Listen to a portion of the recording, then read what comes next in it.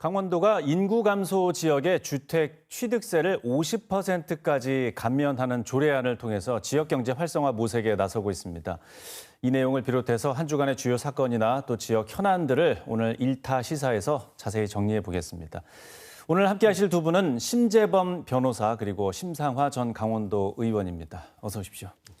안녕하십니까. 자, 먼저 주택 취득세 감면 얘기부터 들어보겠습니다. 주택 취득세가 한 1% 정도 되는데 이것을 이제 절반으로 깎아주는 내용이 도의회까지 통과를 했습니다. 관련 내용을 먼저 변호사님께서 먼저 말씀을 좀 해주시죠. 예, 이번 조례 개정이 있기 전에 기존의 그 지방세 특별제한법에 따라서 그 무주택자 등 일정 자격 요건을 가진 분들이 인구 감소 지역에서 주택을 구입할 경우 3억 원 이하의 주택을 구입할 경우에는 취득세를 25% 감액해 주기로 되어 있었고 경우에 따라서 지자체장이 조례에 의해서 25%를 추가로 감액해 줄 수 있는 그런 규정이 있었습니다. 이에 따라서 이미 다른 8개 시도에서는 이미 이 정책을 지금 조례를 개정을 해서 시행을 하고 있었고 이번에도 강원도에서는 이 추가적으로 25%를 이제 추가 감액해주는 규정을 도입을 한 것입니다. 그렇게 따르면 3억 원 이하 주택이 3억 원까지가 대상이기 때문에 3억 원일 경우에 최대 150만 원까지 이제 취득세가 감액이 되게 됩니다. 근데 최근에 이제 그 뭐 전원 생활을 꿈꾸는 분들도 많고 그래서 세컨하우스 개념을 가지고 이제 지역의 어떤 두 번째 집을 이제 얻고 싶은 분들이 있습니다. 그래서 강원도 같은 경우에는 이런 분들의 어떤 취향을 저격을 해서 어떤 체류 인구를 좀 늘리고 생활 인구를 늘려서 이분들이 지역 경제 어떤 활성화에 도움이 되고자 이런 방향에서 이런 조례 개정이 있었던 것으로 보여집니다. 예. 자, 심상화 의원님께서도 뭐 의회에 계셨으니까 이 내용을 자세히 아실 것 같습니다. 이렇게 강원도가 이런 제도를 내놓은 배경은 어떻게 보십니까? 네, 지금 심재범 변호사님께서 좋은 말씀을 하셨는데요. 주택 취득세 50% 감면하는 조례안은 이 취지는 주택 구입 비용을 좀 줄이고 또 세컨드홈 수요를 유도해서 생활 인구 증대로 인해서 인구유입을 좀 촉진을 해서 지역 경제를 좀 활성화해야겠다. 뭐 이런 게 이제 주 목적인데요. 그렇다면 왜 강원도가 생활 인구 증대에 힘을 쓰고 있는지를 먼저 알아야 되는데 강원도는 그 인구 소멸은 우리 국가 평균보다 약 6년이 지금 빠르게 지금 진행되고 있습니다. 통계청 결과로도 지금 나와 있는데요. 현재 151만에 달하는 우리 강원도 총 인구가 2050년이 되면 100만 미만으로 내려간다는 그런 우려를 지금 되어 있기 때문에 굉장히 지금 심각한 상황입니다. 그래서 이제 인구 소멸은 이제 전국적인 현상이기 때문에 강원도 내 주민등록 인구를 늘리기는 사실 쉽지 않아 보입니다. 그래서 대안으로 제시되는 것이 이제 조금 전에 말씀드렸던 생활 인구인데요. 다행히 강원도 생활 인구는 주민등록 인구보다 좀 그 7배 가량 지금 높은 지금 수준으로 지금 나와 있습니다. 다른 지역에서 강원도를 왕래하는 것까지. 하지만 이제 그것에 이제 그치지 않고 그분들이 이제 생활 인구를 정주 인구로 이어질 수 있도록 다양한 이제 정책을 우리가 내놓아야 되는데 거기에 지금 이게 좀 포함되지 않을까 싶고요. 실제로 이제 강원도는 5월 중으로 도내 시군에서 공공시설의 사용료나 숙박, 레저 관광 시설에서 이용료 등을 할인할 수 있는 강원 생활 도민증이 이제 시행될 예정입니다.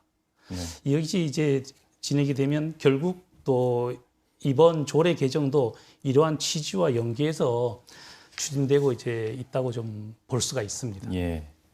이 취득세 감면 혜택에 대한 지적도 좀 있지 않습니까? 뭐 세수 감소 문제도 있고요. 그런데 결국 강원도만의 지금 문제는 사실 아니고요. 강원도는 뭐 저희 개인적인 입장으로는 이 조례가 이제 뭐 상임위를 이제 통과했으니까 본회의 통과돼서 시행이 된다 그러면 뭐 작은 성과는 이루어질 수 있다고 보여집니다. 또 하지만 주택 세제 감면 효과라는 이제 제한적이라는 이제 지적이 나오는 것은 또 사실입니다. 또 예를 들면 뭐 인구 감소 지역에 3억 원짜리 집을 사게 되면 약 한 150만 원 가량 취득세가 감면된다는 것인데 뭐 이를 통해서 수요를 과연 얼마만큼 끌어올릴 수 있을지 그것도 좀 뭐 미지수고요. 또 1주택자는 올해 세법 개정을 통해 가지고 인구 감소 지역에 4억 원 이하 주택을 한 채 구입해도 이미 1가구 2주택의 특례를 지금 받고 있지 않습니까?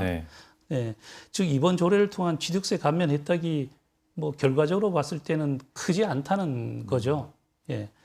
또 결국 이거는 강원도만의 정책만 가지고는 좀 어려울 것이고 또 정책을 좀 더 효과를 나타내기 위해서는 정부의 역할이 중요한데 정부는 이제 다주택자 중과세 완화를 위해서 대출 규제 DSR의 이제 비수도권 차등 적용 뭐 이런 것도 좀 충분히 검토가 좀 필요하다고 보여집니다. 네. 다주택자 이 중과세 때문에 지금 이 취득세 감면은 별로 효과가 없어 보인다 이렇게 보시죠. 그렇게도 뭐 짧게 하면 그렇게도 좀 볼 수 있을 것 같습니다. 네. 변호사님께서는 이 취득세 감면 혜택에 대한 지적에 대해서 어떻게 보십니까? 말씀하셨듯이 뭐 실효성이 사실 전무할 것 같습니다. 아, 예. 예, 그 얘는 도의회에서 이제 강원도 그 관련 국장님이 나오셔서 말씀을 하셨는데 25% 기존에 이제 25% 감액 규정 당시에도 3월까지 총 59건 있었답니다. 그리고 네. 세수 감소가 1,700만 원 정도라는 거에 비해 가지고는 건수도 너무 적고 그리고 연말까지 50%를 기준으로 해서 연말까지 추정을 했을 때도 한 2, 3억 원 정도. 그렇다고 본다면 거래 대상 뭐 횟수 뭐 이런 것도 너무 적을 것 같습니다. 따라서 실효성은 없을 거고 종국에는 결국 정주 여건 그 교통이라든가 뭐 의료라든가 경제 활동을 할 수 있는 여력이라든가 이런 환경이 개선이 되지 않으면 기존에 뭐 저출산 뭐 고령화 인구 감소에 대한 세수 이제를 혜택을 주는 정책들은 상당히 많았었습니다. 근데 실효성 상당히 의문이 있었고요. 지금 네.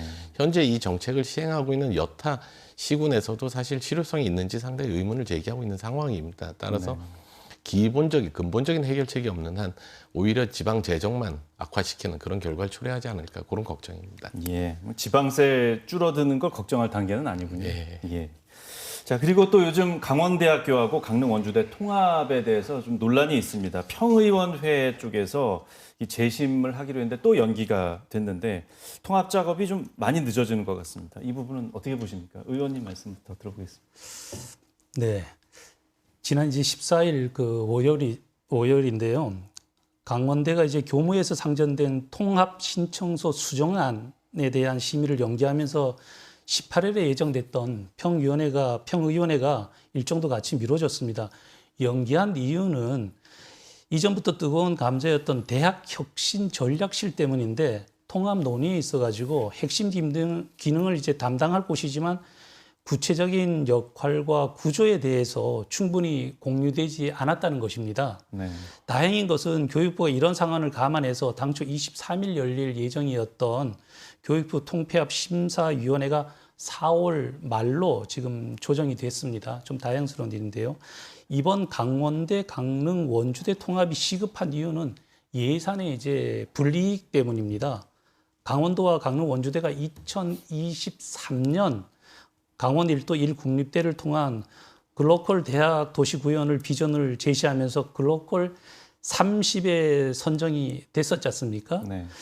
강원도는 지난 5년간 이제 정부로부터 이제 1,730억이라는 큰 이제 예산을 이제 받는다는 이제 계획이 있었는데 그런데 대학교와 강릉 원주대학교 통폐합 신청 동의가 당초 이제 3월에 보다 자꾸 늦어져 가지고 교육부가 강원도에 대한 예산 삭감을 경고한 지금 상황입니다. 네. 굉장히 어려워졌는데 또 다른 이유는 강원 1도 1국립대의 첫 단추이기 때문에 앞으로 이것이 잘 꿰져야만 춘천 교대나 강원 도립대도 통합이 잘 될 수 있다. 이렇게 이제 볼 수가 있는데 아직까지 학내 의견은 좀 분분한 이제 상황입니다.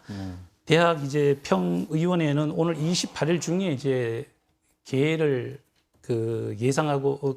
개회를 이제 예상하고 있다고 하는데 남은 이제 보름 동안 성공적인 이제 통합의 기틀을 좀 확정을 지어야 되지 않을까.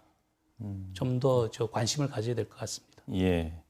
이 평의원회에서 제동 거는 것도 있고 무언가 지금 정리가 안 됐기 때문에 이렇게 늦어지는 거 아닌가 싶은데요. 그러니까 근본적으로 국립대 어떤 통합 논의의 출발 지점에 대해 가지고 근본적인 어떤 생각이 없이 단순히 어떤 통합에만 지금 치우쳐가지고 어떤 그 본말이 전도되는 상황이 아닌가 싶습니다. 이 국립대 통합 문제는 출발이 학력 인구의 감소 그리고 정부의 재정 부담을 줄이자라는 데서 출발합니다. 결국에는 구조조정입니다. 대학의 구조조정입니다. 그 지금 현재 학령 인구가 한 45만 명 정도라고 치면 2040년도에는 26만 명 정도로 뚝 떨어지게 됩니다. 그럼 과연 이 정부의 재정 지출을 어떤 식으로 줄이겠는가? 그리고 재정 지출을 지방 정부에 어떤 식으로 전가시킬 수 있겠는가? 이게 중앙 정부의 입장입니다.